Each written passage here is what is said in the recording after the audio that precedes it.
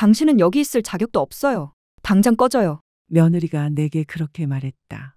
그건 경기 용인 수지에서 시작된 내 진짜 이야기였다. 장례가 끝난 지 사흘째 되는 아침이었고 나는 가방을 싸서 집 열쇠를 되찾아 주머니에 넣었으며 그 아이는 내가 무력하다고 생각했지만 나는 그저 공손했을 뿐이었다. 대답해 보세요.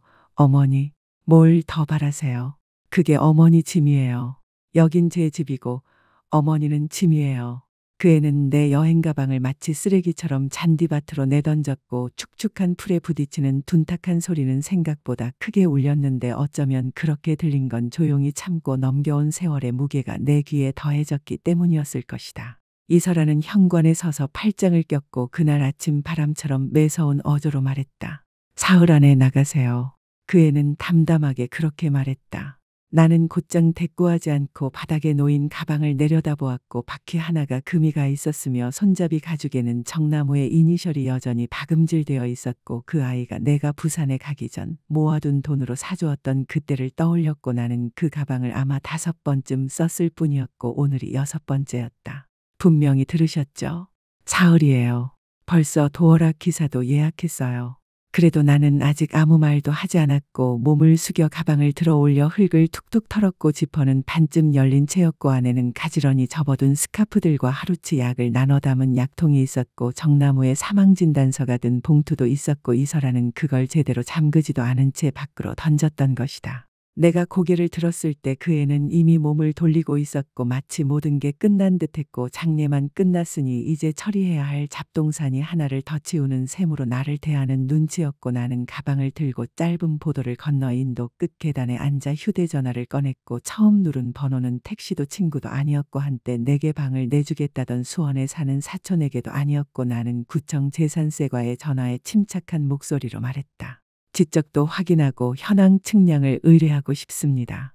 가능하면 이번 주 안으로요. 저는 공동명의자입니다. 등기부에 기재된 소유자 표시에 혼선이 있는 것 같습니다. 결국 중요한 건 그거였다. 이설아는 내가 무력하다고 믿었지만 나는 그저 공손했을 뿐이었다. 사흘 전 우리는 내 아들 정나무를 땅에 묻었고 내 하나뿐인 아이였고 최장암은 1년도 안 되어 그를 빼앗아갔고 얼마 전까지만 해도 그는 시스템 엔지니어로 하루 12시간씩 일하고 마당에서 정민수를 쫓아다녔는데 다음 순간 그는 살이 빠져 말라가고 말이 줄어들고 숨보다 삑 소리가 더 많은 기계에 매달린 채 누워 있었고 그 과정 내내 이설아는 지나치게 침착했고 간호사가 사망을 확인했을 때 그 애는 울지 않았고 손목시계를 먼저 확인했고 나는 완화애료 병상 옆에 서서 아직 미지근한 아이의 손을 붙들고 있었는데 그 애는 이미 장례식장과 통화하고 있었고 그게 내 첫 번째 신호였어야 했다. 장례식장에서 그 애는 검은 실크 원피스에 진주 목걸이를 걸었고 애도의 표정이 아니라 통제의 의상을 걸친 듯했고 모든 세부는 그 애가 정했고 나는 아무 말도 못했고 추모 낭독조차 허락되지 않았고 그 애는 말했다. 그게 더 좋아요. 어머니가 너무 감정적이실 수 있어서요.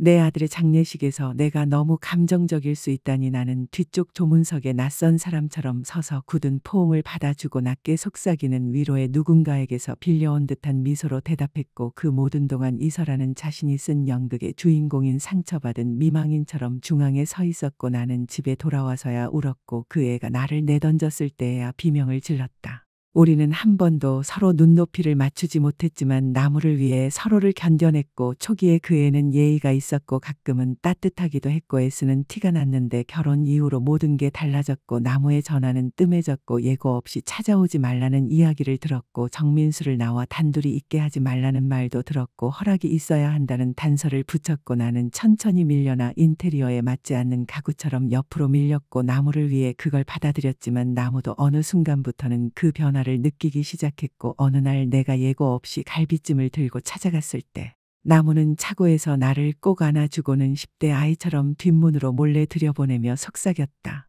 엄마, 설아가 아기로 그러는 건 아니에요. 그냥 스트레스를 받아서 그래요. 항상 그게 변명이었고 스트레스였고 바빴고 불안했지만 나는 애도를 하고 있었고 내 아이를 묻었고 이제 그 애는 내 삶과 이 집과 나무가 남긴 모든 것에서 나까지 묻어버리려 했고 그래서 나는 내쫓긴 자리에서 따지지 않았고 조용히 가방을 쌌고 그 애가 그 가방들을 잔디밭으로 던지는 걸 지켜보았고 마치 아무것도 아닌 것처럼 툭툭 던졌고 그러고 나서 나는 진실을 기억하고 있는 곳에 전화를 걸었고 등기부와 지적이 기억하고 있는 그 진실이었다. 목요일 아침에 지적측량 기사가 왔고 클립보드를 든 중년 남자는 군더더기 없는 태도로 인사를 했고 나는 대문에서 따뜻한 커피 한 잔과 나무와 내가 그 아이의 결혼 전에 함께 정리해 두었던 공동명예 관련 서류 묶음을 내밀었고 펜끝으로 한 줄을 두드리듯 말했다. 공동명예입니다. 2018년 등기고 결혼 전입니다. 그는 안경을 고쳐 쓰며 물었다. 지금도 유효하세요? 나는 고개를 끄덕였고 나무는 그걸 바꾸지 않았고 이설아의 이름은 추가된 적이 없었고 그 아이는 그냥 그렇게 믿어버린 것뿐이었고 그는 낮게 휘파람을 불며 말했다. 사람들이 기본으로 상속된다고 많이들 생각하시죠.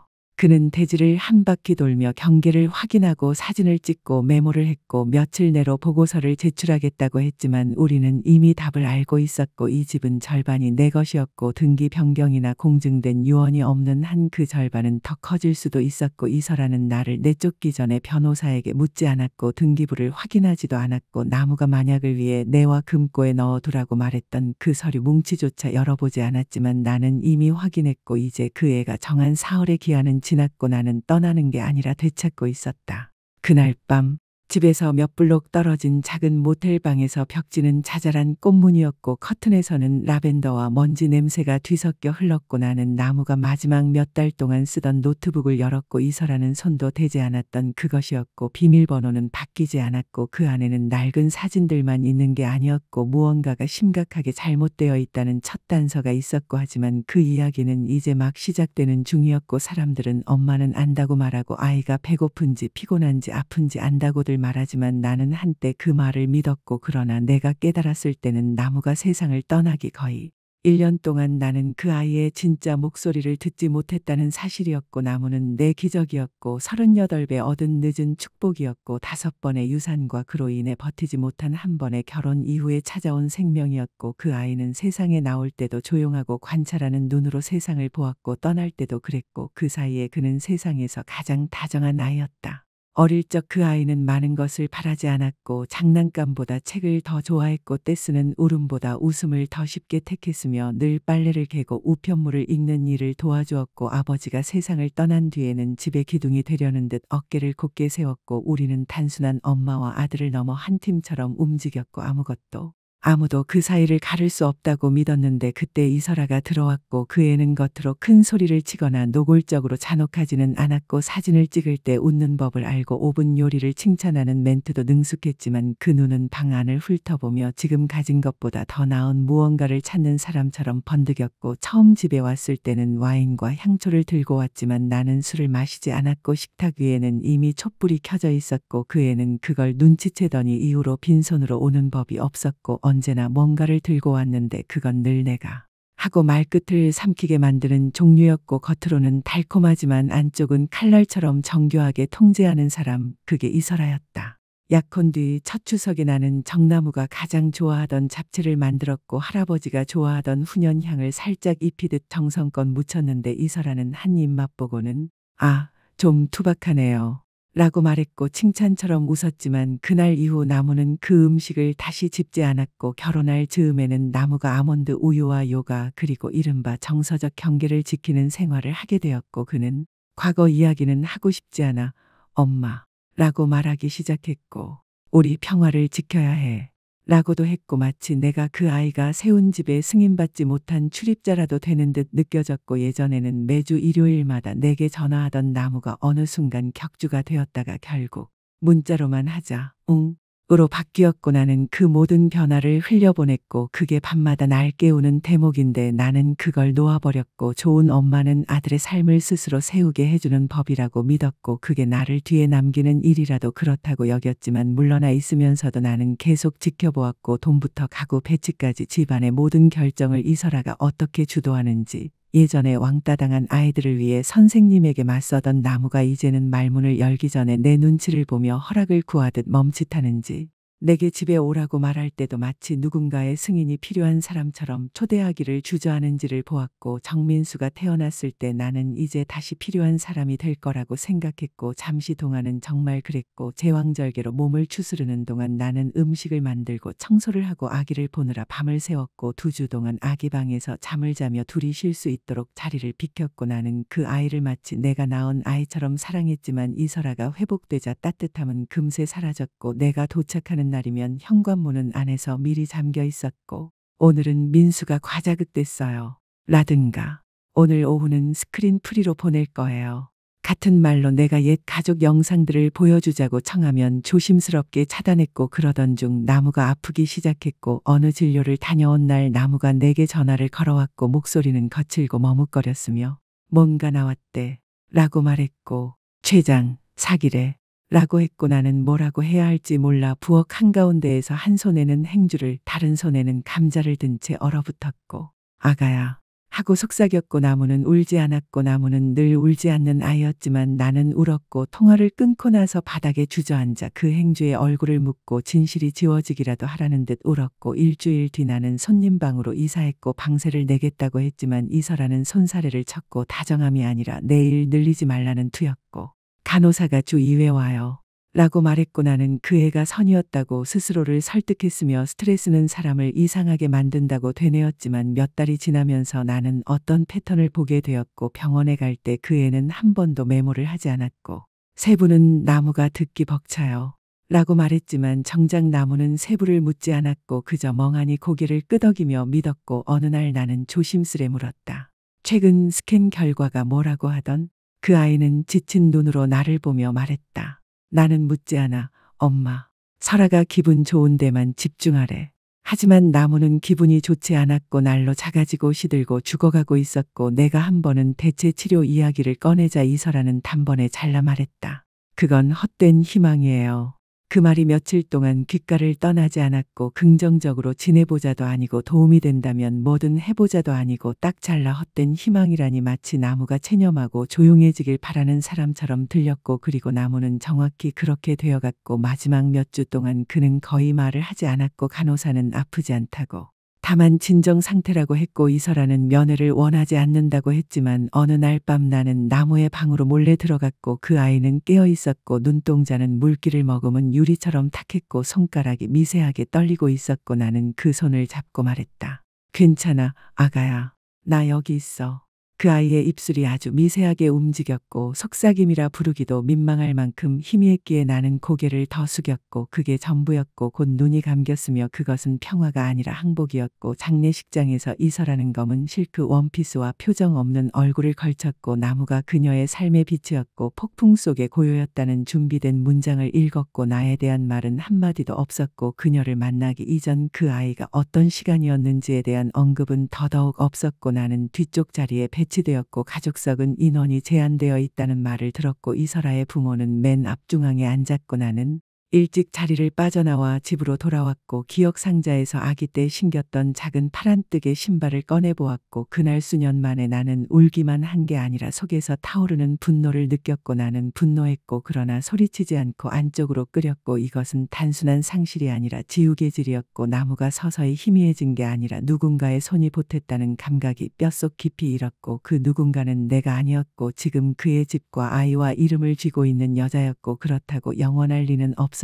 슬픔은 직선으로 걷지 않고 빙글 돌고 한밤중에 되돌아와 설거지를 하는 내 어깨를 살짝 두드리고 광고와 광고 사이 정적에서 속삭였고, 장례가 끝난 뒤 내 슬픔은 울부짖지 않고 긁히듯 가려웠고, 끝나지 않은 일처럼 불공정한 판정처럼 가려웠고, 이설아는 나를 유난 떠는 하숙객쯤으로 몰아 사흘의 기한을 주었고, 그 사흘은 급함이 아니라 권위의 표시였고, 마치 그 집이 애초부터 그녀의 집이고 그녀의 삶이며 그녀의 남편이었던 것처럼 굴었지만, 그녀가 하나 잊은 게 있었고, 나무는 비밀번호를 바꾸지 않았고, 노트북도 그랬고, 몇 해 전 내가 함께 만들어준 클라우드 계정도 그랬고, 나무는 그걸 이설아에게 알려주지 않았고, 그 애는 기계에 약하잖아 라고, 프린터만 걸려도 어찌할 줄 모르잖아 라고 말하곤 했고 그래서 나는 용인 수지의 꽃집 위 원룸으로 몸을 옮긴 첫날 밤 나무에 오래된 맥북을 꺼냈고 화면은 금이가 있었고 충전 케이블은 너덜거렸지만 전원은 들어왔고 비밀번호는 제징 1994였고 그건 그 아이가 제일 좋아하던 음식과 과학 경진대회에서 상을 받았던 해였고 목이 탁 막히며 숨이 잠깐 멈추는 듯했고 나무는 아무것도 바꾸지 않았으며 안쪽에는 폴더들과 세금 서류,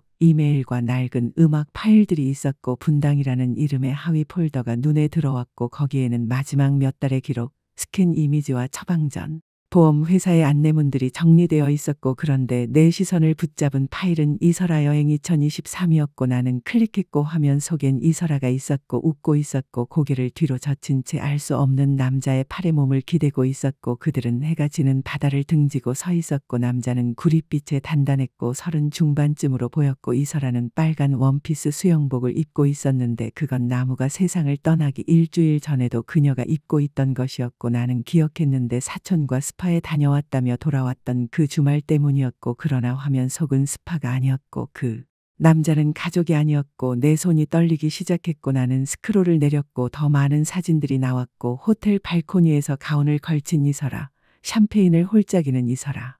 그 남자의 손을 잡고 있는 이설아가 있었고 타임스탬프는 잔인했고 4월 3일 나무는 완화의료 병동에서 매일 구토를 했고 4월 4일 이설아는 배 위에서 남자와 입을 맞췄고 4월 5일 나무의 호흡은 눈에 띄게 느려졌고 4월 6일 이설아는 검은 옷을 입고 집으로 돌아와 장례 절차를 상의하겠다며 내 옆에 서 있었고 사진 속에서는 웃고 있었다는 사실이 내 위장을 뒤틀리게 했고 나는 화면에서 한 발 물러섰고 의자가 삐걱였고 분노를 느껴야 마땅했지만 더 고약한 감정, 즉 알아봄을 느꼈고 머리를 식히겠다며 나간다는 밤들.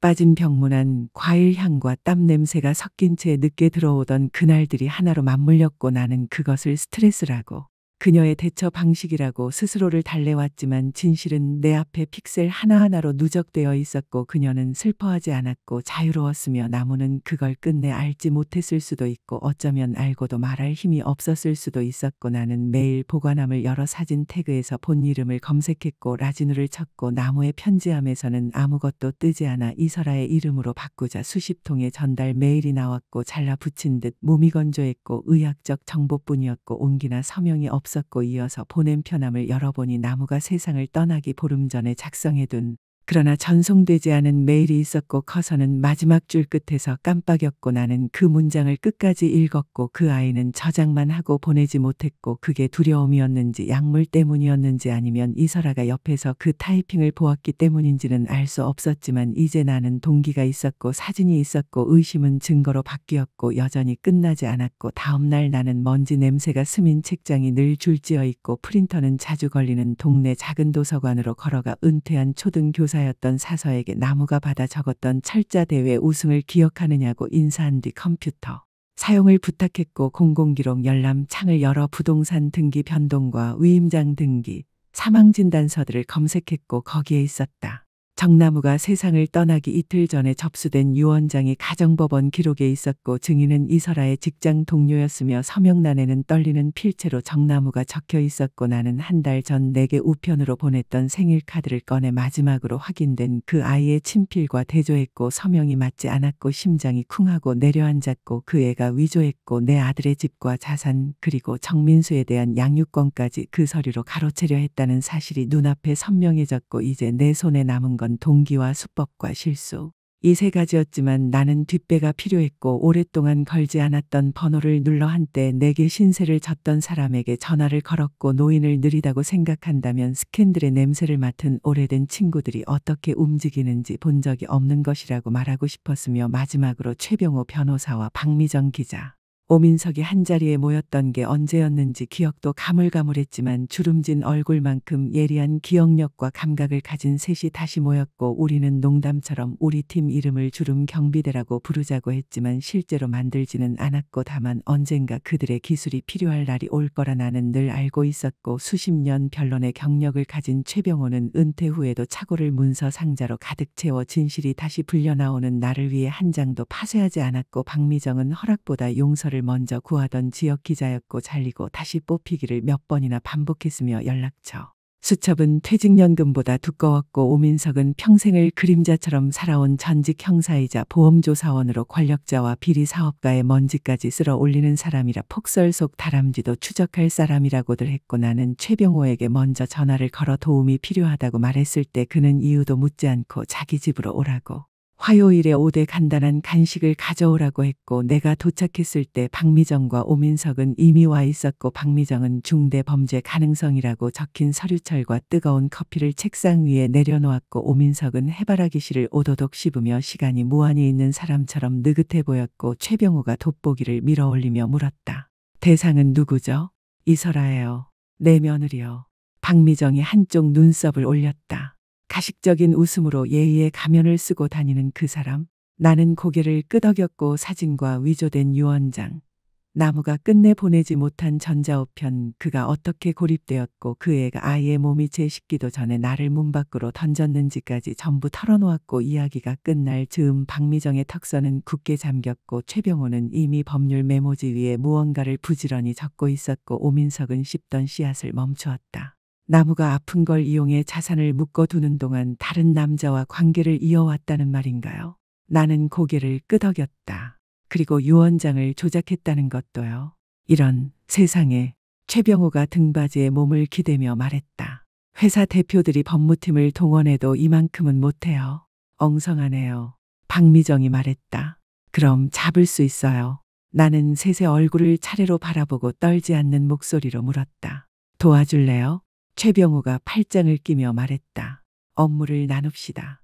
그는 박미정을 가리켰다. 라진우를 파보세요. 사회관계망 서비스, 세무기록, 뭐든 수상한 건 다. 누구고 언제부터였는지. 그리고 오민석에게로 시선을 옮겼다. 나무의 의무기록을 확보해요. 조용하게. 누가 언제 무엇에 서명했는지 전부. 마지막으로 나를 보았다. 그리고 정은숙 씨, 침착하게 있어요. 전화하지 말고 맞서지도 말고. 아직은요. 오민석이 비웃듯 입꼬리를 올렸다. 이분이요? 정면 충돌 안 해요. 오래 살아남고 더 영리하게 이길 거예요. 나는 미소 지었다. 그게 계획이에요. 그렇게 농담이던 주름 경비대가 다시 가동되었고 광이 번들거리는 표면 아래에서 진실이 기어 나오는데 보름도 걸리지 않았고 가장 먼저 건진 건 박미정이었고 전화기 너머로 믿기지 않는다는 단단한 목소리가 들렸다. 그냥 한때의 상대가 아니야. 은숙 씨. 라진우는 벌써 3년째예요. 분당의 부동산 강연회에서 만났고 그의 개인 체력단 연장에 비상 연락처에 이설아가 올라가 있어. 회원권도 이설아가 2년째 현금으로 내고 있고 나는 수화기를 더 세게 쥐었다. 더 있어? 직업이 없어. 본인 명의로 된 건 임대차 계약 하나뿐인데 그 보증은 이설아가 공동 서명했어. 생활비도 대주고 있고. 그 말들은 뱃속으로 돌처럼 가라앉았고 나무가 아프던 동안에 대해서는 더 설명이 필요 없었고 한편 선에서 일하는 유령 같던 오민석은 나무가 마지막 몇 주를 보냈던 완화의료 병동에서 간호조무사에게 소액을 쥐어주고 이야기를 들었고 여자는 긴장했지만 입을 열었다. 그 사람 기억나요. 늘 휴대전화를 붙들고 있었고 한 번도 울지 않았고 하룻밤을 지키고 간 적이 없어요. 오민석이 약물 관리를 물었고 여자가 답했다. 본인이 직접 관리했어요.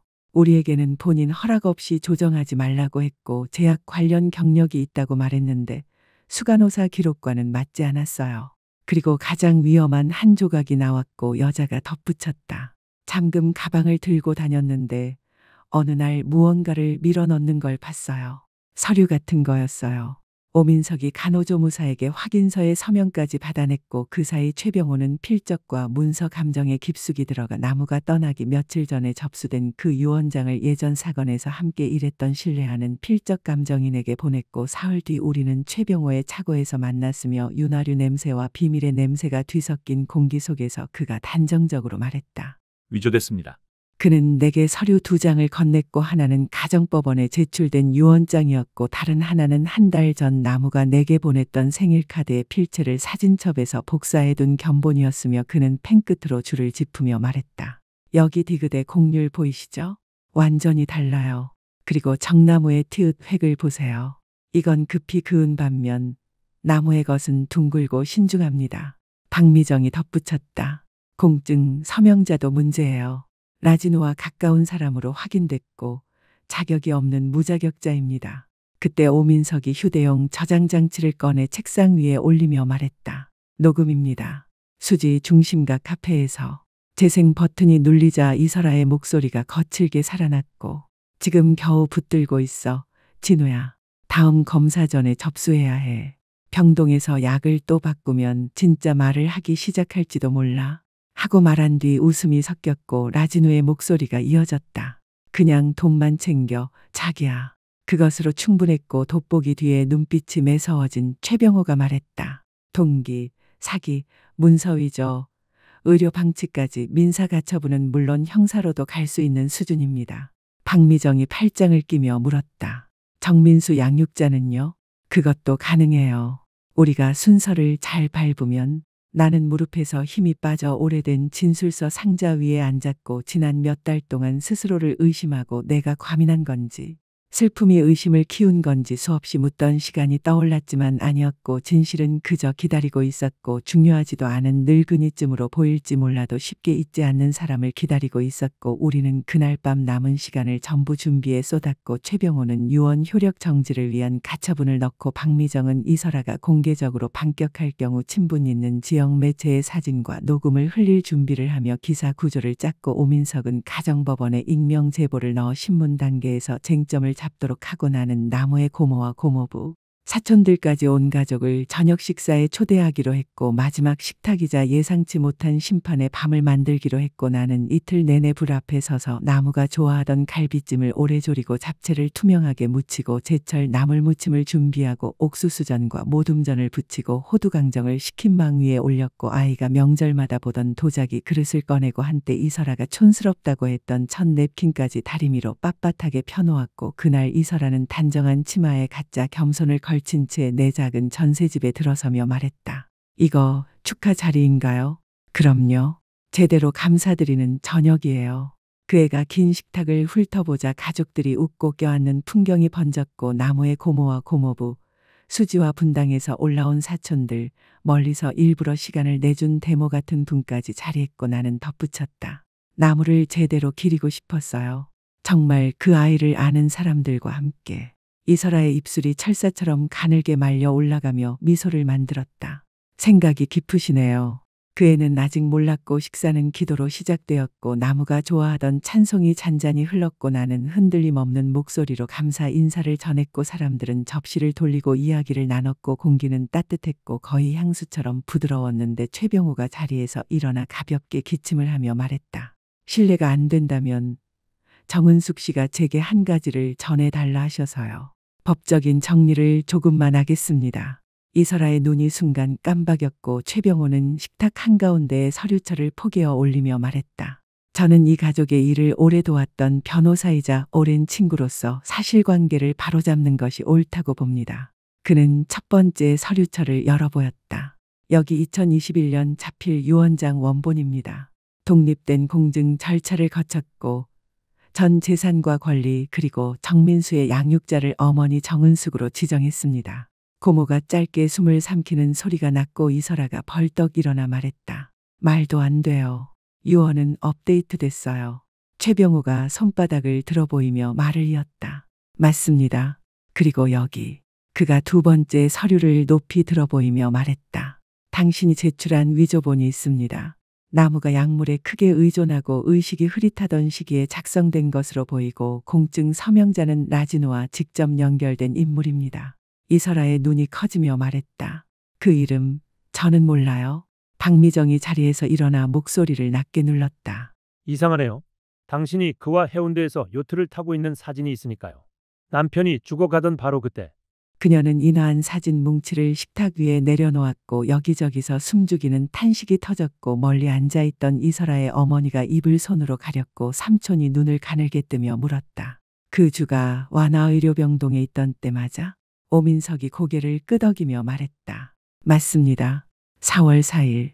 그날 나무의 장기 기능이 급격히 저하된 기록이 있고 이설아는 가족을 보러 간다고 병동에 알렸지만 실제로는 라진우와 함께 있었습니다. 이설아는 식탁에서 한 걸음 물러나며 말했다. 이건 명예훼손이에요. 나는 조용히 일어서서 말했다. 아니에요. 진실이에요. 나는 식탁을 돌아 중앙에 봉인된 봉투를 내려놓고 이것이 나무가 세상을 떠나기 보름 전에 타이핑한 편지라고 보내지 못했고 너무 쇠약했지만 전자우편함에 저장해 두었다고 말하며 봉투를 열어 큰 소리로 읽기 시작했고, 이 글을 내가 읽고 있다면 나는 끝내 말을 찾지 못한 거야. 뭔가 이상해. 돈에 관해, 유언장에 관해 이설아가 나에게 거짓말을 하는 것 같아. 그 애는 나더러 자기 쪽 의사 말고는 누구와도 이야기하지 말래. 무섭고 싸울 힘이 없어. 부디 무슨 일이 생기면 그 애가 빠져나가지 못하게 해줘. 사랑해. 말이 끝나자 정적이 내려앉았고 고모가 냅킨에 얼굴을 묻고 흐느꼈고 이설아의 표정이 일그러지며 분노와 두려움이 부딪혔고, 증명 못하죠. 라고 낮게 내뱉자 최병호가 말을 잘랐다. 우리는 이미 했습니다.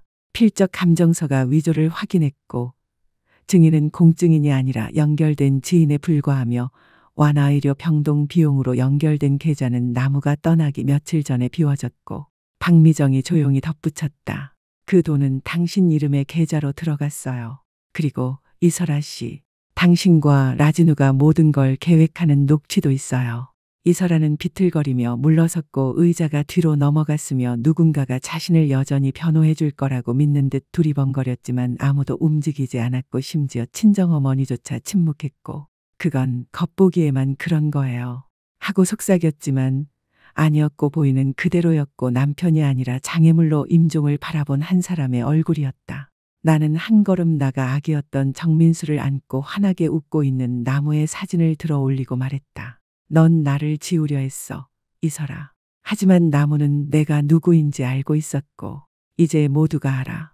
그 순간 허상이 깨졌고 연극이 끝났고 가면이 바닥에 떨어졌고 이설아는 도망쳤고 가방을 움켜쥐고 문을 쾅 닫고 길 아래로 타이어가 비명을 지르며 사라졌고 아무도 쫓지 않았고 누구도 움직이지 않았고 오직 침묵과 마침내 제대로 보게 된 사람들의 얼굴만이 식탁을 메웠고 최병호가 내 쪽으로 몸을 돌렸다. 월요일 아침 바로 접수합시다. 가정법원 가처분으로 접근을 막을 겁니다. 집과 돈을 돌려받고 정민수 양육자 변경도 함께 청구하죠. 나는 천천히 고개를 끄덕였지만 머릿속은 집이 아니라 천둥이 치던 밤마다 내 가슴 위에서 잠들던 조용한 아이를 떠올리고 있었고 오늘 밤 비로소 그 아이의 목소리가 세상에 닿았다는 사실만 생각했다. 법정은 오래된 나무와 종이 냄새에 그리고 희미한 향수 냄새로 가득했고 아마도 이설아의 것이었을 것이며 그녀는 피신청인석에 앉아 머리는 완벽하게 말리고 재킷은 몸에 꼭 맞았지만 눈은 사납게 흔들렸고 가라앉는 배의 마지막 널빤지를 붙드는 사람처럼 보였고 나는 복도 건너에 앉아 뒤로 최병호와 박미정, 오민석의 기척을 느꼈고 그들은 말하지 않았고 말할 필요도 없었고 존재만으로 충분했고 박정화 판사는 피곤한 손으로 우리의 서류철을 넘기면서도 눈빛은 또렷했고 오늘은 정나무 명의로 접수된 개정 유언장의 적법성과 이후 재산 이전 그리고 미성년자 정민수의 양육권에 관한 판단을 진행하겠습니다. 라고 말했으며 최병호는 조용한 위엄으로 일어나 위조된 서명과 무자격 공증, 라진으로 이어지는 자금 흐름, 녹취와 사진을 차례로 내놓았고 그날 오전 이미 박미정의 기사가 지역 매체에 실렸고 점심 무렵이면 이설아는 악명 높은 얼굴이 되었고 이어서 최병호는 나무가 끝내 보내지 못한 전자우편을 제출하며 말했다. 임종을 앞둔 아들의 목소리이자 뭔가 심각하게 잘못되었다는 마지막 호소입니다. 이설아 측 젊은 변호사는 이해 제기와 지연, 방향 틀기를 시도했지만 판사는 그 모든 연막을 꿰뚫었고 몇 시간의 증언과 침묵 그리고 증거 처리 손에서 손으로 넘어가는 소리가 이어진 끝에 박정화 판사는 등을 기대고 짧게 숨을 내쉬었다. 이설아, 이 법원은 유언 위조와 재산상 사기 그리고 법원 기망에 해당하는 충분한 증거가 있다고 판단합니다. 개정 유언은 무효입니다. 이설아의 턱이 떨어졌고 판사는 말을 이었다. 또한 비윤리적 행위와 정서적 조종, 기록된 방치에 비추어 미성년자 정민수의 주 양육자 지위를 당신에게서 박탈합니다. 법정의 짧은 탄식이 물결쳤고 판사는 내 쪽을 바라보며 말했다. 정민수의 양육권과 보호자 지정은 조부모인 정은숙에게 부여합니다. 나는 울지 않았고 아직은 아니었고 손을 무릎 위에서 단단히 깍지 꼈는데 손가락이 미세하게 떨렸고 판사가 한 줄을 더 읽었다. 피상속인 정나무 명의의 부동산과 자녀 금융계좌 일체에 대한 소유권 역시 정은숙에게 귀속합니다. 이설아가 벌떡 일어나 소리쳤다. 함정이에요. 모두 속고 있는 거예요. 저는 아내였어요. 당신은 과거의 아내였고 판사가 바로잡았다. 그는 당신의 피해자였습니다. 이설아의 숨이 걸리고 손이 옆에서 꽉 쥐어졌고 내 아이를 빼앗을 순 없어. 라고 했지만 판사의 방망이는 이미 내려갔고 모든 것이 끝났고 이설아는 비명을 질렀고 말이 아닌 목구멍에서 터져나오는 거친 소리였고 막이 내려가고 조명이 꺼졌다는 사실을 마침내 깨달은 사람의 소리였고 그녀는 내 쪽을 향해 돌아서서 말했다. 나는 그를 사랑했어. 그를 내게서 떼어낸 건 당신이야. 나는 천천히 일어나 그녀의 눈을 곧장 바라보고 말했다. 당신 스스로 그랬어요. 이설아는 무너져 손으로 얼굴을 가리고 울다가 도둑질이 들킨 아이처럼 법정 밖으로 뛰쳐나갔고 신발도 가방도 계획도 없이 수치만 남긴 채 달아났고 그 주에 도망치듯 도시를 떠났고 우편물 전송 주소도 양육권 한 고도 남기지 않았고 남은 건 침묵뿐이었는데 아마도 평생 처음으로 그 애에게서 가장 진실한 소리였을 것이며 집에 돌아왔을 때 집은 내 기억보다 더 작아 보였다. 웃기게도 슬픔은 모든 것을 더 크게 느끼게 하고 벽도 침묵도 남겨진 그림자도 부풀리지만 진실이 드러나고 폭풍이 지나가자 집은 원래의 크기로 가라앉아 다시 집이 되었고 나는 지갑 속 리본에 꿰어다니던 오래된 황동 열쇠로 현관문을 열어 막힘없이 돌아가는 자물쇠를 지나 오랜만에 침입자가 아닌 주인으로 발을 들였으며 거실에는 상자들이 줄지어 있었고 이설아는 한 번에 들고 나갈 수 있는 것만 가져갔고 가구는 남아 있었고 옷걸이에는 정나무의 재킷이 소파 아래에는 정민수의 장난감 자동차가 있었으나 공기는 달라져 더 이상 거짓의 소유가 아니라 기억과 정직 그리고 정나무의 것이 되었고 나는 부엌부터 시작해 한때 이설아가 요리 안 하셔도 돼요. 이제는 전문가가 있어요. 라 말하던 그곳에서 상판을 닫고 싱크대를 반짝일 때까지 문지르고 서랍에 새 종이를 깔고 창을 활짝 열어 공기가 세례처럼 들이치게 했고 주전자를 올려 정나무가 좋아하던 방식대로 유자차를 끓여 낮게 휘파람을 부는 소리로 방을 채웠으며 정민수는 위층에서 아빠의 오래된 침대 위에 몸을 쭉 뻗고 엄지를 손바닥에 살짝 말아준 채 잠들어 있었고 엄마를 찾지 않았으며 아이들은 우리가 생각하는 것보다 현명하니 우리보다 먼저 진실을 보았고 정나무의 마음에 남은 멍과 따뜻함의 부재. 웃음 뒤에 공허를 지나 이제는 꿈속에서 미소 지었고 그걸로 충분했기에 나는 차를 식탁으로 가져와 다락에서 내려온 가죽 공책을 펼쳐 첫 장에 쓰기 시작했고 내가 자라 진짜 질문을 하게 되면 법원 기록의 문장이나 친척 모임의 속삭임이 아닌 정말로 중요한 대답을 갖게 해주고 싶다고.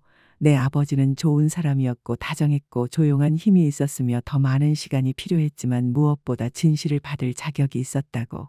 너는 내가 숨 쉬는 동안 거짓을 들으며 잘하지 않을 것이라고 적었고 잠시 멈추어 차를 한 모금 마시니 김이 볼을 데워 다시 이었었고 내가 아버지를 위해 복수할 필요는 없으며 나는 인내와 증거, 매일 밤 동화책을 읽어주던 엄마의 고집으로 내가 아는 방식대로 이미 해냈고 다친 무릎을 어루만지던 순간과 사랑해 라는 말이 첫마디처럼 들리던 모든 나를 기억한다고 적었으며 내가 바라는 건 단 하나. 모든 세대에는 진실을 붙드는 사람이 있어야 하고 손이 떨려도 늙었다고 부드럽다고 공손하다고 불려도 누군가는 기억을 지켜야 하며 우리 집안에서는 지금 그 사람이 나이고 언젠가 어쩌면 내가 될지도 모른다고 마무리해. 사랑을 담아 할머니 라고 서명하고 편지를 접어 공책에 끼우고 빨간 리본으로 묶어 차 옆 서랍에 넣었고 해가 떠오르기 시작해 현관을 살짝 열어 아침을 들이니 잘린 잔디와 함께 무엇인가 깨끗한 향. 용서에 가까운 기운이 스며들었고 나는 아직 김이 오르는 차와 정나무가 앉던 의자 바닥에 길게 누운 금빛 줄무늬를 돌아본 뒤 문을 천천히 닫았으며 그것은 과거를 밀어내려는 것이 아니라 조용히 내 방식으로 다시 시작하려는 움직임이었고 만약 당신이 침묵을 강요받았거나 가볍게 치워지고 잊혀져 그냥 엄마, 그냥 할머니로 불린 적이 있다면 당신의 이야기는 중요하다는 것을 기억하라. 진실에는 유통기한이 없고 정의는 방망이 소리만으로 오지 않으며 때로는 한 장의 편지와 한 조각의 기억, 정확히 무슨 일이 있었는지 기억하고 말하기로 결심한 한 사람의 목소리로 오니 이 이야기가 일어나는 즉시 한국의 여러 커뮤니티에도 전해 읽을 수 있게 하자. 한 아이가 좋다 고 말하며 마음을 굳히는 순간이 올 것이고 따라가고 싶다면 행동해야 한다는 것을 누구나 알게 될 것이며 한국의 반응도 차차 드러나게 될 것이다.